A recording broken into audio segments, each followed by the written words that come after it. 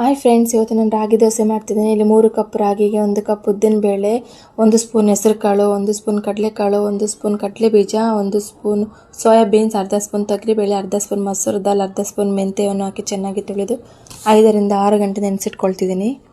ಕರೆಕ್ಟಾಗಿ 6 ಗಂಟೆ ನೆನೆದಿದೆ. ಇವಾಗ ಮಿಕ್ಸಿ ಜಾರಿಗೆ ಹಾಕಿ ಸಾಫ್ಟಾಗಿ ನಾನು ಗ್ರೈಂಡ್ ಮಾಡ್ಕೊಳ್ತಿದ್ದೀನಿ.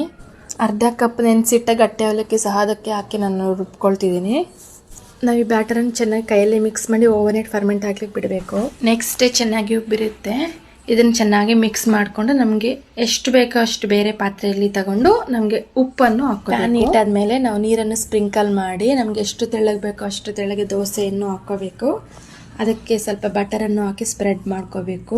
ಬೇಕು ಅಂದರೆ ಕೆಂಪು ಚಟ್ನಿ ಸಹ ಹಾಕಿ ಸ್ಪ್ರೆಡ್ ಮಾಡ್ಬೋದು. ನಾನು ಸಿಂಪಲ್ಲಾಗಿ ಸ್ವಲ್ಪ ಖಾರದ ಪೊಡಿಗೆ ಸ್ವಲ್ಪ ತುಪ್ಪವನ್ನು ಹಾಕಿ ನಾನು ಮಿಕ್ಸ್ ಮಾಡಿರುವಂಥ ಕೆಂಪು ಚಟ್ನಿಯಲ್ಲಿ ಸ್ಪ್ರೆಡ್ ಮಾಡ್ತಿದ್ದೀನಿ. ಇದು ಸಹ ಬೇಕು ಅಂದರೆ ನೀವು ಟ್ರೈ ಮಾಡ್ಬೋದು. ದೋಸೆ ರೆಡಿಯಾಗಿದೆ. ಹೆಲ್ದಿಯಾಗಿ ತುಂಬಾ ಚೆನ್ನಾಗಿರುತ್ತೆ. ನೀವು ಸಹ ಟ್ರೈ ಮಾಡಿ.